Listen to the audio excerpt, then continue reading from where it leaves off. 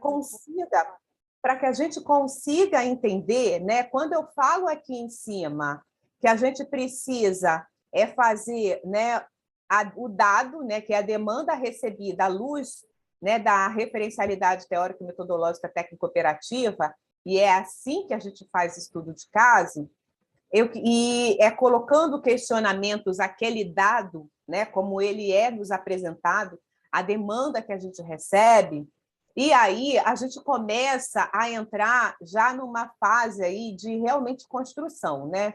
Porque quando a gente faz os questionamentos, né, para que a gente olhe para aquela realidade, né? A colega estava falando aqui que recebe vários casos de crianças e adolescentes, e a complexidade daquelas situações está conduzindo a ela e o grupo com que ela trabalha a pensar nesse estudo de caso. Por quê? Porque a gente chega, né, quando a demanda requerida, a demanda que nos chega, ela chega pontual, né? O que a gente tem? É uma criança que sofreu, aqui no nosso exemplo, aquela criança sofreu violência sexual, né? Então, eu tenho esse dado que chega até a mim, tá? A gente vai usar vários exemplos aqui. Mas, quando eu começo a fazer o estudo de caso, eu preciso me colocar algumas perguntas que irão me direcionar para aquilo que eu vou intervir, para aquilo que eu vou buscar. E essas perguntas é como eu vou cobrir, né, cercar por todos os lados a resolução, né, ou encaminhamento dessa situação, né? Então, veja bem, eu estou aqui diante de, né, uma problemática de violência sexual, vamos tomar aqui como sendo de crianças e adolescentes. Então, eu tenho aqui a necessidade de operacionalizar uma intervenção. Mas, para eu operacionalizar essa intervenção, eu preciso estudar o caso. O que eu preciso me perguntar para ele? Né? A primeira coisa, né? E aí é porque a gente está falando aqui de uma questão de violência sexual, né? Uma questão de saúde.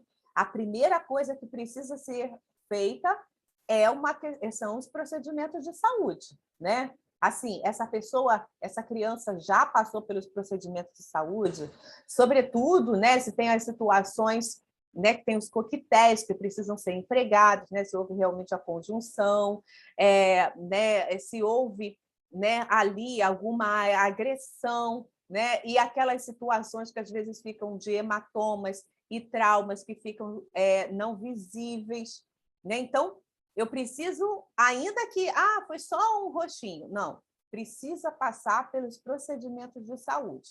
Então, olha só, eu ainda não estou fazendo, ainda não estou operando, eu estou me levantando caminhos, passos que eu preciso dar nesse enfrentamento.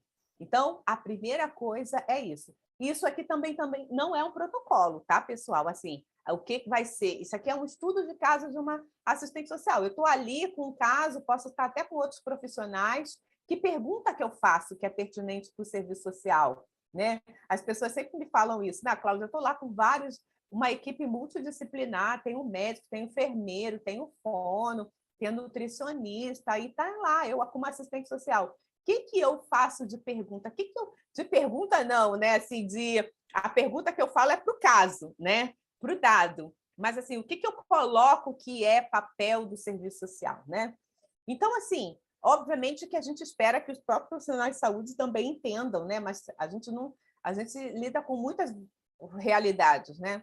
Então a gente precisa saber, né, que obviamente, né, muitas pessoas, né, não sabem, nunca esperam viver esses tipos de violência e não sabem, né, como fazer. Então, né, primeiro ver o procedimento, a compulsão, a notificação compulsória foi preenchida e encaminhada ao setor de saúde, né? Porque isso aqui, obviamente, também vai gerar conhecimento em saúde. Foi realizado, né, ali dentro o boletim de ocorrência, dentro da delegacia de polícia, foi informado ao conselho tutelar, se for criança, adolescente, ou outro órgão específico, se é a condição do idoso e da mulher, quais foram as medidas protetivas tomadas, né? Qual é a relação, nesse momento, né, da vítima em relação lá ao seu agressor. E aí a gente começa a pensar na vida seguinte, né? Porque a vida da pessoa não vai parar, né? E ela precisa lidar com aquela situação.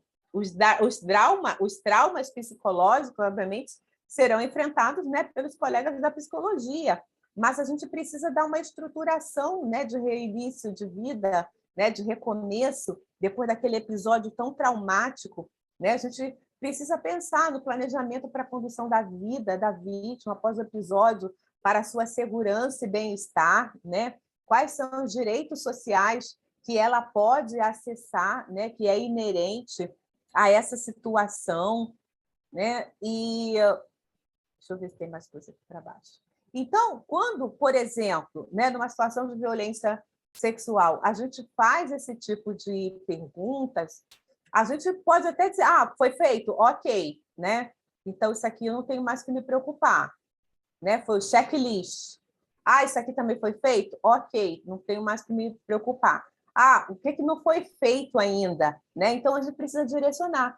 Então vou orientar a família a fazer isso, o responsável por fazer isso, vou agendar uma entrevista, visita para a gente começar nessa intervenção.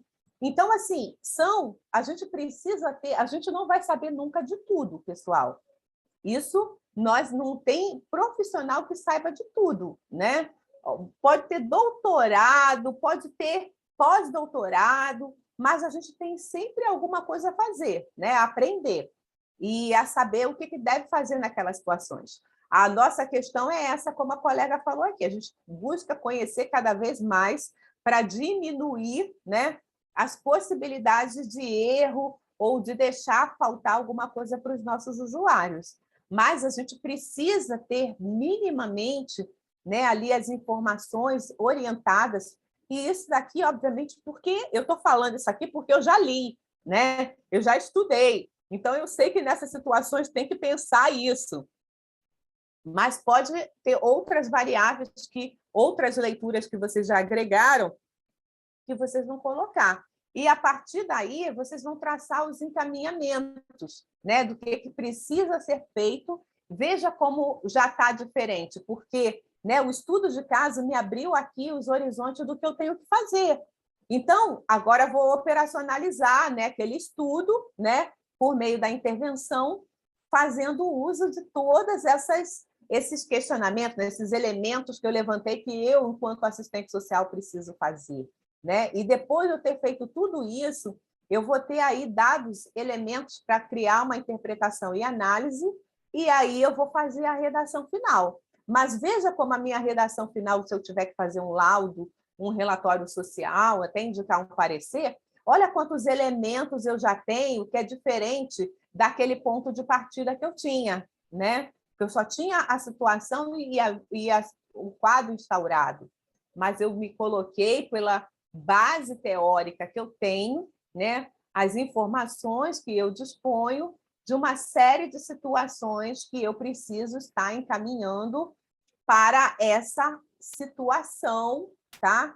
Que eu vou estar ali encaminhando.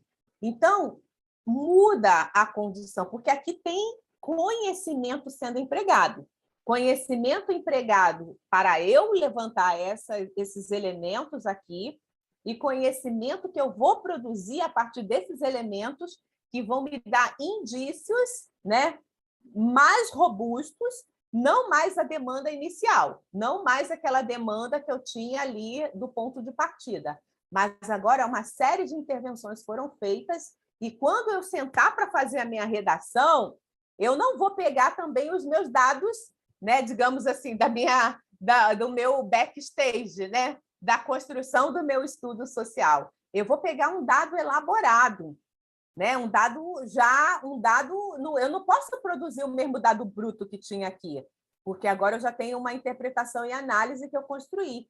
E até agora, quando eu começar a fazer essa redação, né, quando eu já vou saber o que eu apresento, em que ordem eu apresento e por que eu apresento tais e tais informações. Então, é esse conhecimento que eu preciso ter, uma postura ativa, né, e de total, né, ali conhecimento e administração dessas informações que eu produzi por meio, né, partindo do estudo social, na construção, partindo do estudo de caso, construindo o estudo social, que está aí me fundamentando, me subsidiando para construir agora aquilo que eu vou comunicar, né? Então, eu só posso comunicar, né? Como eu estava falando, a gente coloca uma grande expectativa, né? Me dá um modelo de não sei o quê, de um laudo. Assim, eu não caio nesse conto da sereia mais de me pedir modelo. Porque, assim, eu não tenho modelo para te dar. Eu tenho forma de te ensinar a construir. Porque eu preciso que vocês entendam que essa redação é também de fórum, né, muito da opinião técnica desse profissional. Então, o olhar, tá, construído ao longo desse percurso precisa estar imprimido aqui. E a gente não pode ter uma fórmula, porque senão a gente vai estar, né, condenando o nosso próprio fazer e a nossa, digamos, relevância dentro da situação, né? Como se a gente pudesse encaixar qualquer coisa dentro de um determinado ponto. Então, a gente precisa aprender a essa construção. E, a partir dessa construção, né, eu vou ter ali a redação. Eu sempre gosto de usar o exemplo do jornalista, né? Eu estava agora assistindo uma série que tem um viés jornalístico, ela é de ação, mas, né, estava assistindo uma série que lançou recentemente e tinha lá uma jornalista. Ela ia colhendo uma série de informações, só que ela pensava minuciosamente do que ela ia colocar na matéria, entendendo que efeito aquilo que ela estaria escrevendo na matéria ia produzir. Imagine nós, de serviço social, que estamos lidando também, né, com realidade de vida. A gente precisa, né, também pensar nessa redação, né, e no papel que ela exerce aí dentro do nosso trabalho e na vida dos nossos usuários.